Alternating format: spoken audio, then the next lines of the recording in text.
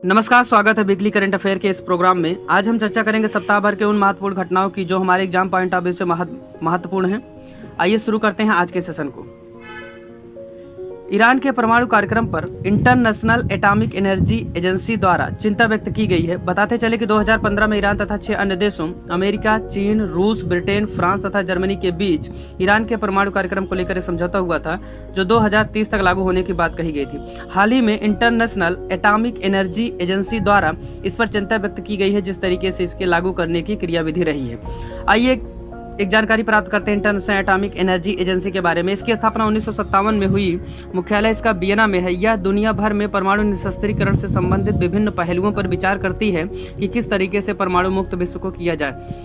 यह संयुक्त राष्ट्र महासभा तथा संयुक्त राष्ट्र सुरक्षा परिषद दोनों को रिपोर्ट करता है तथा यह परमाणु हथियारों से संबंधित महत्वपूर्ण संस्था है जो दुनिया भर में परमाणु हथियारों के निरस्त्रीकरण से संबंधित एक सबसे बड़ा संस्थान है और इस दिशा में बड़े स्तर पर प्रयास करने के लिए जाना जाता रहा है। दूसरा महत्वपूर्ण मुद्दा इस हफ्ते में यह रहा कि पदार्थ की पांचवी अवस्था की खोज की गई है।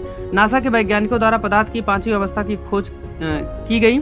इसका नाम बोस और आइंस्टीन के नाम पर संयुक्त रूप से बोस आइंस्टीन कंडेंसेट रखा गया है।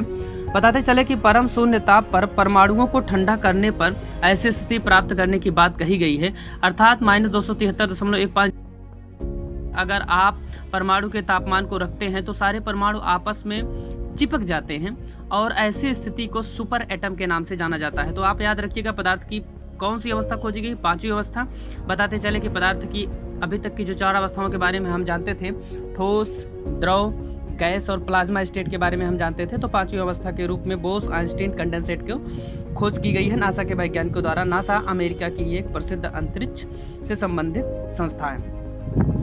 सिपरी अर्थात Stockholm International Peace Research Institute द्वारा परमाणु हथियारों से संबंधित रिपोर्ट जारी की गई है जिसमें 3 प्रमुख देश के रूप में रूस, अमेरिका और चाइना का नाम उभर कर सामने आया है। अगर बात करें कि परमाणु हथियारों में वृद्धि को लेकर तो चीन के पास जहां 2019 में 290 परमाणु हथियार थे वहीं 2020 में इनकी संख्या बढ़कर 320 हो गई है। पाकिस्तान के परमाणु हथियारों में कोई वृद्धि नहीं हुई था, तो 2019 में उसके पास 160 परमाणु हथियार थे और इस समय भी 160 हैं। वहीं अगर भारत की बात करें तो 2019 में भारत के पास 140 परमाणु हथियार थे जो बढ़कर 150 हो गए हैं। लेकिन अगर एशियाई देशों में हम चर्चा करें तो भारत के परमाणु हथियारों की संख्या चाइना और पाकिस्तान दोनों से कम आकी गई है, जो कि एक सराहनीय कदम है। कहीं न कहीं विश्व में जिस तरीके से भारत हमेशा शांति के क्षेत्र में आगे रहा है, तो एक संदेश यहाँ से ये भी जाता है कि जो परमाणु हथियारों की होड़ लगी है दुनिया में तमाम देशों में, उसमें भारत शामिल नहीं है। आइए एक जानकारी प्राप्त करते हैं सिपरी के बारे में, जैसा कि इसका फुल फॉर्म आप याद रखिएगा, Stockholm International Peace Research Institute. इसकी स्थापना 1966 में युद्धक सामग्रियों, हथियार नियंत्रण तथा निरस्त्रीकरण के क्षेत्र में शोध कार्यों हेतु किया गया था। ये शोध करता है कि किस तरीके से ऐसी स्थिति को प्राप्त किया जाए। सिपरी एक महत्वपूर्ण संस्थान है। चलिए आगे बढ़ते हैं आज के सेशन में। तीसरी महत्वपूर्ण खबर है पेंगोलिन से संबंधित। पेंगोलिन जो कि एक पृथ्वी पर पाया जाने वाला एकमात्र सशल्क जीव है। यह मुख्यतः चाइना, इस समय चीन ने इससे संबंधित एक महत्वपूर्ण निर्णय लिया है कि चूंकि इसकी तस्करी बहुत ज्यादा हो रही थी, इसलिए चाइना ने इसको सुरक्षित सेक्टर में रखा है, अर्थात इसे चाइना सरकार ने घोषणा की है कि इसे उच्चतम सुरक्षा प्रदान की जाएगी। बताते चले कि इसकी सर्वाधिक तस्करी जो है खाने तथा दवाओं के इस्तेमाल के लिए होती थी और इस तरह से तस्करी होने वाला यह दुनिया का सबसे बड़ा स्तर पे एक तस्करी जीव है। ये साइट्स की एक रिपोर्ट में दावा किया गया है कि खाने तथा दवाओं के लिए सर्वाधिक उपयोग किए जाने हेतु तस्करी किया जाने वाला पेंगोलिन सबसे प्रथम जीव है। बताते चलें कि पेंगोलिन की कुल मिलाकर 8 प्रजातियां पाई जाती हैं, जिनमें से 2 भारत में पाई जाती हैं।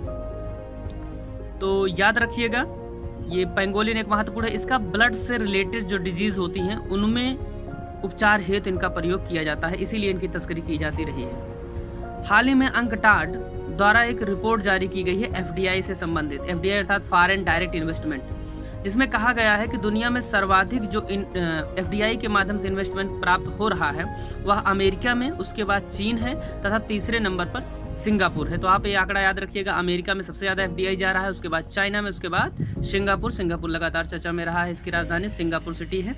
जबकि अगर भारत की बात करें तो भारत 9वें स्थान पर रहा है। आइए अंकटाड के फुल फॉर्म पर थोड़ा नजर रखते हैं। UNCTAD है, इसको याद रखिएगा, United Nations of conference on trade and development. इसकी स्थापना 1964 में, मुख्यालय इसका जिनेवा में है। अंकटाड से संबंधित महत्वपूर्ण रिपोर्ट ये प्रकाशित हुई है। अगली महत्वपूर्ण खबर है पेन्ना नदी को लेकर। आंध्र प्रदेश के नेल्लोर जिले में जलस्तर कम होने के कारण भगवान शिव से संबंधित नागेश्वर स्वामी मंदिर मिला। आपने समाचारों के माध्यम से ये बात सुनी ही होगी।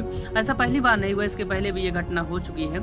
यह नदी कर्नाटक से निकलती है और आंध्र प्रदेश से होते हुए बंगाल की खाड़ी में जाके समाहित हो जाती है। इसे पेन्नूर नाम से भी जाना जाता है। महत्वपूर्ण नदी याद रखिएगा।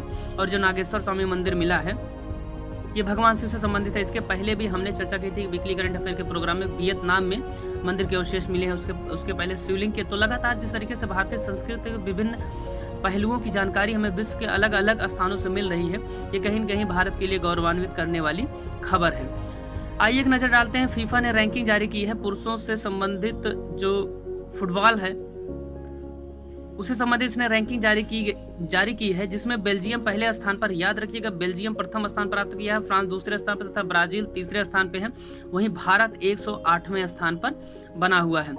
तो दोस्तों एक नजर डालते हैं फीफा पर। फीफा की स्थापना 1904 में हुई थी पेरिस में, फ्रांस में। पेरिस सीन नदी के किनारे बसा हुआ है और फ्रांस के हृदय स्थल के रूप में जाना जाता है। कॉस्मेटिक सिटी भी कहते हैं फ्रांस के पेरिस को। तो जबकि याद रखिएगा इसकी जो हेडक्वार्टर है फीफा की वह स्थित है ज्यूरिख में। आइए बढ़ते हैं अगली खबर की तरफ। विश्व प्रतिस्पर्धा सूचकांक जारी किया गया है IMD द्वारा, जिसमें सिंगापुर पहले स्थान पर, डेनमार्क दूसरे स्थान तथा स्विट्जरलैंड तीसरे स्थान पर काबिज है। जबकि भारत 43वें स्थान पर। कुल मिला के 63 देश इसमें शामिल रहे हैं। ये विकास को लेकर प्रतिस्पर्धात्मक माहौल तैयार करने के लिए इस तरीके की रिपोर्ट जारी की जाती है, जिसमें सिंगापुर पहले स्थान पर। तो इसको आप याद रखिएगा थोड़ा सा। चलते चलते महत्वपूर्ण बिंदुओं पर एक बार फिर से चर्चा करते हैं। मेलाथियान जो कि भारत द्वारा ईरान को निर्यात की जाएगी टिड्डियों के प्रकोप से बचाव हेतु। चूंकि भारत सरकार ने निर्णय लिया है कि जिस तरीके से हाल ही में टिड्डी प्रकोप से भारत का उत्तर पश्चिमी क्षेत्र था, राजस्थान वाला एरिया, पूरा राजस्थान पंजाब हरियाणा वाला एरिया प्रभावित रहा है, उससे निपटने हेतु भारत सरकार ने निर्णय लिया है कि जहां से टिड्डी प्रजनन हो रहा है वहीं पर जाकर इनको खत्म करना। तो ईरान सरकार और भारत सरकार के बीच एक समझौता हुआ है, जिससे मेलाथियान जो कि एक कीटाणुनाशक है, इसका निर्यात करेगा भारत ईरान को, जिसके माध्यम से इनको मारा जा सके। एक चीज याद रखिएगा कि ये जो टिड्डियों का प्रकोप हो रहा है ये पहली बार नहीं हो रहा है। ये आप देखेंगे वैदिक काल से इसका हमला होता रहा है। वैदिक काल में आप देखेंगे तो विभिन्न ग्रंथों में इसका उल्लेख मिलता है। चलिए आगे चर्चा करते हैं। IGX चर्चा में रहा इंडियन गैस एक्सचेंज। ये पहला राष्ट्रव्यापी ऑनलाइन वितरण आधारित गैस ट्रेडिंग प्लेटफॉर्म है। इसके तहत जो नेचुरल गैस है इनकी ट्रेडिंग की जाएगी, व्यापार किया जाएगा। आपसे पूछ सकता है IGX क्या है? यह गैस से संबंधित है। इंडियन गैस एक्सचेंज इसका फुल फॉर्म है, याद रखिएगा इस बात को। ताल मंडले बहुत ज्यादा चर्चा में रहा। यह कर्नाटक में प्रचलित एक संवाद कला है, अर्थात एक नाट्य कला के तरह की है। आप याद रखिएगा कर्नाटक से यक्षगान भी संबंधित है। इसमें करते क्या है ताल मंडले में? ताल मंडले में लोग वाद्य यंत्रों की मदद से अपनी भावनाओं को एक्सप्रेस करते हैं, अर्थात संवाद करते हैं। इसमें किसी तरीके का नाटक नहीं किया जाता, अर्थात शरीर का मूवमेंट इसमें नहीं होता है, सिर्फ संवाद होता है। ताल मंडले कहाँ संबंधित? कर्नाटक संबंधित है, इसको आप याद रखिएगा। एक हफ्ते में इसमें एक महत्वपूर्ण खबर ये आई है कि भारत संयुक्त राष्ट्र सुरक्षा परिषद के गैर अस्थायी सीट पर 2 वर्ष के लिए चुना गया है। इसको आप याद रखिएगा। कुल मिला के 15 सदस्य होते हैं, जिनमें से सुरक्षा परिषद में 5 अस्थायी और 10 अस्थायी सदस्य होते हैं, जिनमें से भारत का चुनाव 2 वर्ष के लिए किया गया। यह जनवरी 2021 से लागू होगा। जिस तरीके से अमेरिका में नस्लीय भेदभाव को लेकर भी हाल ही में हिंसक आंदोलन हुए, उसको मद्देनजर रखते हुए नस्लीय और असमानता से संबंधित मामलों से निपटने ब्रिटेन ने एक आयोग बनाने की घोषणा की है। तो ये महत्वपूर्ण मुद्दा इसमें है, इसको आप थोड़ा सा याद रखिएगा। ब्रिटेन का एक प्रसिद्ध शहर लंदन है। लंदन टेम्स नदी के किनारे बसा है, इसको आप याद रखिएगा। और लंदन अन्य चीजों के लिए भी बहुत ज्यादा प्रसिद्ध है। आप देखेंगे यहाँ पर कई ऐसे शहर हैं जो ज्योग्राफिकल पॉइंट ऑफ व्यू से महत्वपूर्ण हैं ब्रिटेन के, जिनमें से महत्वपूर्ण शहरों की अगर हम बात करें, बताते चलें कि राजा राम मोहन राय, जो कि भारतीय स्वतंत्रता संग्राम में एक महत्वपूर्ण नाम है, इनकी मृत्यु यहीं पर स्थित एक शहर ब्रिस्टल में हुई थी, जब वो अकबर द्वितीय की पेंशन से संबंधित मुद्दे के निपटान के लिए ब्रिटेन गए हुए थे। बताते चलें कि ब्रिस्टल एवन नदी के किनारे बसा हुआ है। चलिए अगला महत्वपूर्ण बिंदु पर चर्चा करते हैं कि मनरेगा के तहत देश में सर्वाधिक रोजगार देने वाले में पहले स्थान पर उत्तर प्रदेश शामिल है। याद रखिएगा मनरेगा, इस पे कई बार चर्चा हो चुकी है, 2006 में प्रभावी हुआ भारत में। अगला महत्वपूर्ण बिंदु है आर्टेमिस मिशन चर्चा में रहा है। यह नासा का एक महत्वाकांक्षी मिशन है जो 2024 तक चंद्रमा पर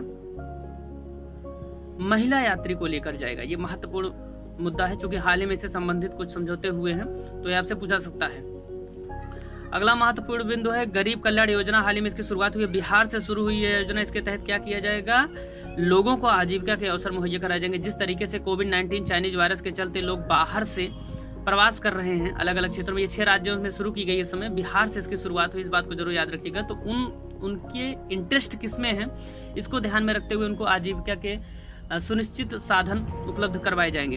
अगले महत्वपूर्ण बिंदु पर हम चर्चा करते हैं देश का पहला ड्रोन कवर HDFC एग्रो द्वारा लॉन्च किया गया है। अर्थात अगर आप ड्रोन रखते हैं तो इसके तहत आपको बीमा कवर उपलब्ध करवाया जाएगा HDFC द्वारा। ऑनलाइन बाल यौन शोषण से निपटने के, जिस तरीके से ऑनलाइन शोषण किया जा रहा है बच्चों का, उससे निपटने के लिए गूगल ने प्रोजेक्ट प्रोटेक्ट लॉन्च किया है। इसमें याद रखिएगा 3 लोग शामिल हैं। फेसबुक द्वारा लॉन्च किया गया, गूगल और माइक्रोसॉफ्ट के साथ मिलकर। तो इस बात को याद रखिएगा। प्रोजेक्ट प्रोटेक्ट किससे संबंधित है? बाल यौन शोषण से निपटने हेतु फेसबुक द्वारा लॉन्च किया गया है। इसमें गूगल और माइक्रोसॉफ्ट दोनों शामिल हैं। अगला महत्वपूर्ण बिंदु, कर्नाटक सरकार द्वारा 18 जून को मास्क दिवस के रूप में मनाए जाने का निर्णय लिया गया है। ऐसा क्यों किया गया है? ऐसा इसलिए किया गया है क्योंकि लोगों को मास्क के उपयोग के लिए जागरूक किया जा सके। विश्व मरुस्थलीकरण और सूखा रोकथाम दिवस 17 जून को मनाया गया, महत्वपूर्ण है, इसको याद रखिए। जिस तरीके से मरुस्थलीकरण की संख्या बढ़ रही है, ज्यादा मरुस्थलीकरण होता क्या? डेजर्टिफिकेशन वह होता है जिसमें एक सामान्य उर्वर भूमि धीरे धीरे करके मरुस्थल में बदल जाती है, यही मरुस्थलीकरण होता है। मरुस्थल जो डायरेक्ट हुए हैं, जो पृथ्वी के निर्माण से पाए जाते हैं, उनको मरुस्थलीकरण में नहीं रखा जाता है। याद रखिएगा भारत में सबसे ज्यादा मरुस्थलीकरण का शिकार जिला जैसलमेर है। अगला महत्वपूर्ण बिंदु जो हमारा है करंट अफेयर, विश्व रक्तदाता दिवस 14 जून को मनाया गया। इसकी थीम बेहद महत्वपूर्ण है, सेफ ब्लड सेव्स लाइफ। तो रक्तदान करते रहिए, और रक्तदाता दिवस के रूप में इसको इसलिए मनाया जाता है जिससे लोगों को जागरूक किया जा सके ब्लड डोनेशन को लेकर। तो दोस्तों आज के करंट अफेयर प्रोग्राम में आपकी राय हम जानना चाहेंगे, कैसा लगा आपको आज का करंट अफेयर प्रोग्राम। साथ ही बने रहिए इसी तरह के वीडियोस के लिए।